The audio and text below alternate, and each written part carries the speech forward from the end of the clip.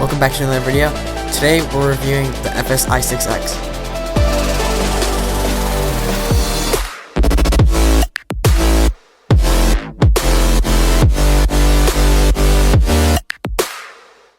So this is the box right here, and obviously it's the FS-i6X. It says 6 channel on the box, but it's actually 10 channel if you change the settings, which I'll show you how to do. Here's the sides.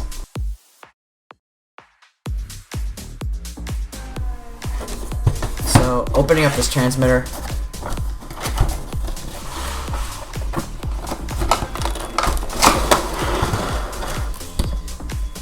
you get this little manual right here, which has it written in a different language, all the instructions, but then on the other side it is in English. You kind of just get the general instructions and overview of the transmitter. And then looking at this piece right here, you get a receiver. Usually with most packages, sometimes it's just the transmitter, but in this case I have the FS-IA-10B receiver, which has 10 channels as the name kind of implies. There's also a bind plug that comes with it. Then there's also just some other stickers for the top of the transmitter right here, just in case you accidentally scratch them or anything and want to replace them. And then right here, get the transmitter. There's also a plug right here, just in case you want to use the transmitter for a flight simulator or you want to update the firmware on it. So looking at the transmitter here, it takes 4 AA batteries, as you can see. And right there is the trainer port where you plug it in. So this transmitter has a 2-position switch, another 2-position switch, a 3-position switch, and then a 2-position switch, 2 dials that spin, and then the gimbals, and then there's also a little hook right here for a neck strap, and then you have your switches right here for trimming out any channels that you have. So looking at the transmitter, right here it tells you the battery life. It also tells you what version of the AFHDS that you're in. So this is 2A, so the newest version. And then it also tells you the exact voltage right here of the transmitter. And then it tells you your model right there. So this transmitter, to get into the menu, you hold OK. And so I'll just do an example to show you how to save settings. So you go into, I'll go into model select, for example. So I have these models right here. So what you do is you hold cancel, and it'll have a high-pitched beep that tells you that it saved it. So it saved that, so now I'm in this model, so I can switch to this one, and I'm in it. So to cancel any settings, you just press cancel and it will revert back to what it was, and then if you want to apply any settings, you just press OK to select it, and then up and down just controls your up and down and left and right depending on what menu you're in. So starting with system setup, we have model select, which you can just select your different models. You can have up to 20 models on this transmitter, up to 20. Model name, you can change your name through scrolling through each letter, and then you click OK and then move on to the next one. And then you have type select. There's an airplane or glider, which also applies for quadcopters. And then there's the helicopter fixed pitch, and then variable pitch, and then swash 90, swash 120, 140, so they're just the different degrees. Then you can copy models just in case you like configuration on one and you want to move it over to another model. You can reset it if you want more space on old models. You can go into RX setup. There's a whole bunch of different settings here, like failsafe. If you accidentally lose signal somehow, your transmitter loses signal from the receiver, you can have it turn off or turn on certain channels. So this one lowers the throttle all the way to negative 100% to make sure it doesn't turn on, so your plane doesn't just fly away, or your quadcopter. Sensors, this just displays the different sensors you have plugged in. So the only one that is displaying right now is the transmitter's battery voltage. These are just, if you have more than 3 sensors, it will allow you to select the ones that display on the main home screen. Speed and distance, this is just for if you have an odometer and you need to calibrate it or anything. That's a more advanced feature. ASL pressure, and then you have output, If you fly a quad, you're probably going to be using I bus and S bus most likely, so you can select that. So you go up or down, and then you click OK to move to the next section. PWM is the most common for the receiver that came with this and other receivers, where you just kind of plug in servos or any other type of JR plug into those ports. And then you have iBus setup. This is obviously just the channel that you plug in the JR plug into when you have iBus. So that's ARC setup. And then trainer mode.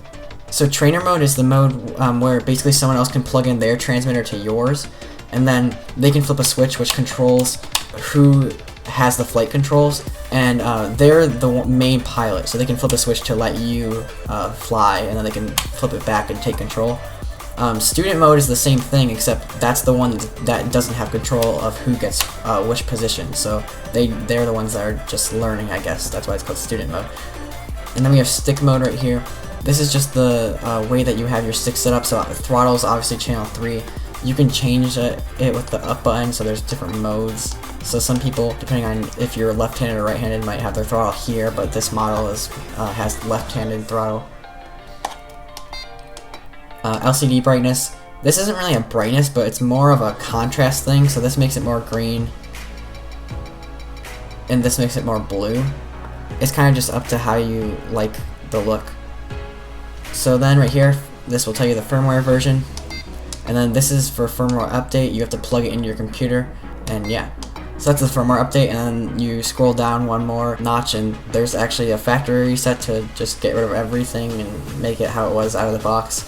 And then there's Aux Switches. So this is where you can set if these switches are active or not. So they're all on right now. And you can also set it up so that it has 10 channels. It's always by default 6 channels. So if you want access to the 10 channels, you just have to turn it up all the way to 10. You can change it to however many you want, but obviously you probably want access to 10 if you have that access. So going over to function setup, we have reverse, which you can just press OK to scroll through the menu. You can go up or down to change whether it's reversed or not.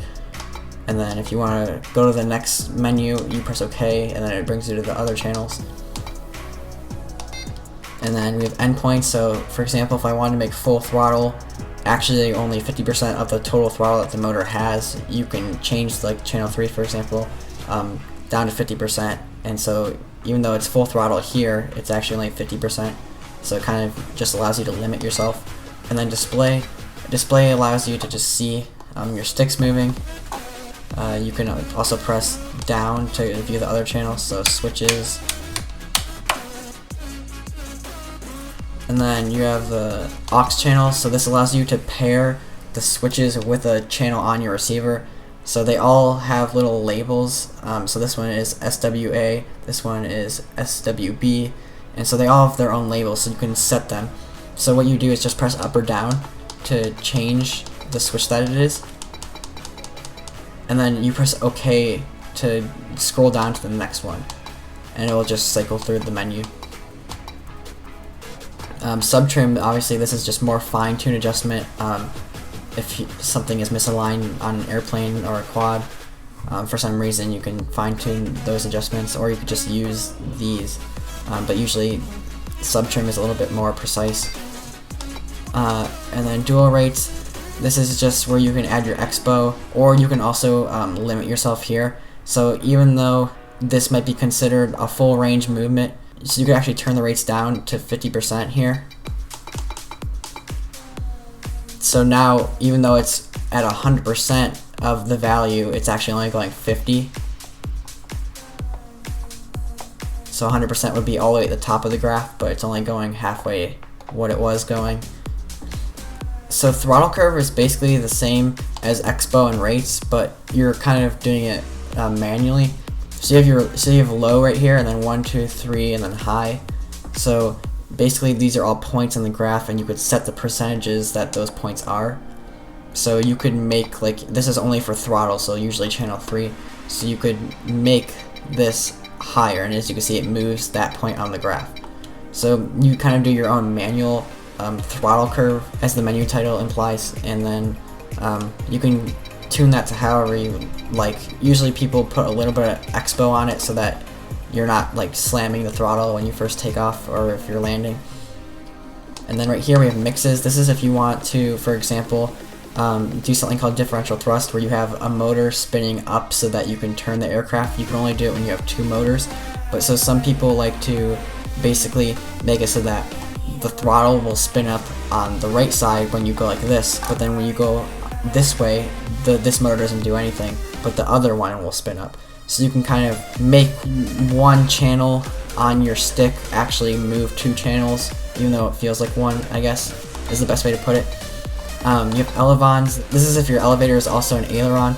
So usually this happens in like a flying wing configuration where you only have 2 servos moving, so you can have it move up and down and left and right at the same time. You have V-tail, which is similar, but it's more like elevator and rudder, but it's also kind of an aileron at the same time, so there's that. And then you can have different switches. So this says fly mode.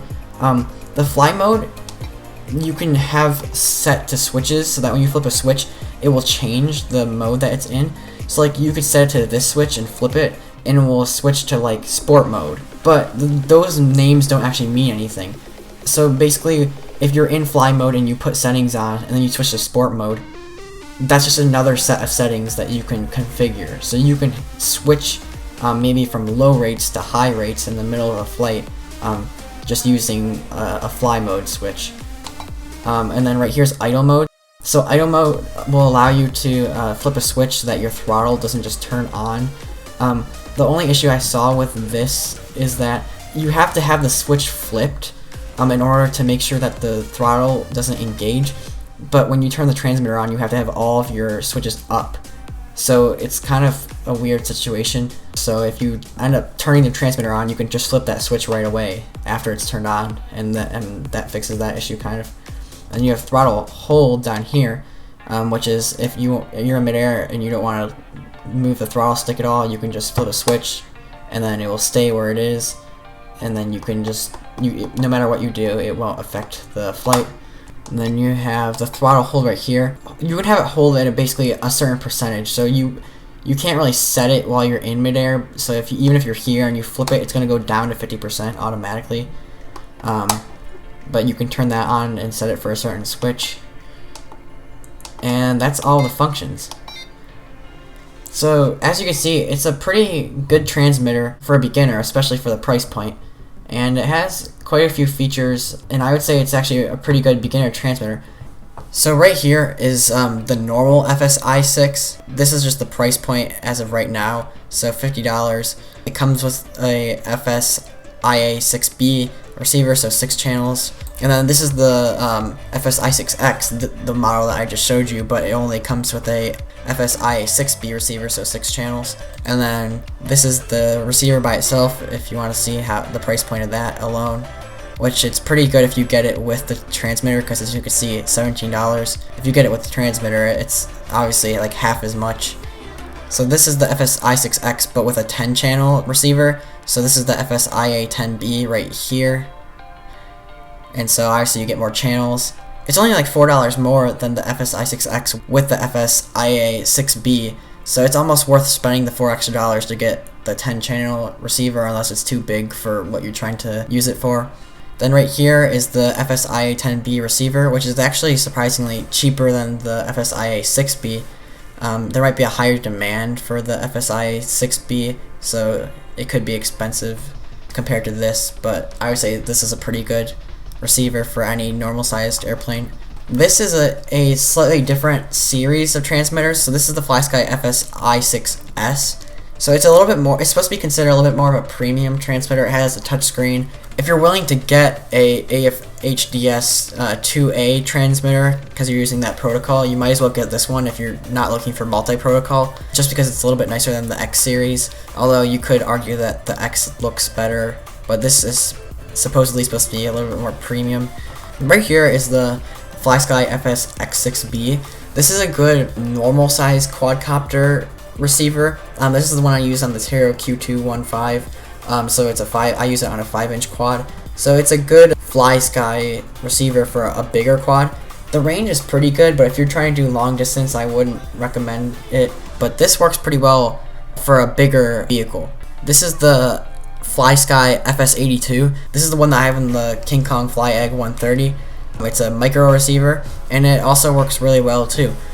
It has a decent range for how small it is, and usually you're going to be doing freestyle type flight with the smaller quads, so this one didn't have any range issues, and it's very compact and it's pretty nice. This is a receiver that I don't have yet, but I might be getting one soon for an even more micro kind of brushed quad setup, and it's an even smaller little board. Right here is an extra cable just in case you need another one, just to show how inexpensive they are comparatively to other models. So you can get that, or you can get this one which just has little adapters, so it might make it easier to connect to another transmitter if you're doing the student and trainer mode. So yeah, that's basically it for this transmitter. Let me know if you have any questions in the comments. I would again say that it's pretty good for any beginner trying to get into the RC hobby. It definitely has a good amount of range depending on the receiver that you get, so that shouldn't be a problem at first at least. It's good for mid-sized planes that aren't super big. So if you have any questions, let me know in the comments, and thanks for watching. I'll see you in the next video.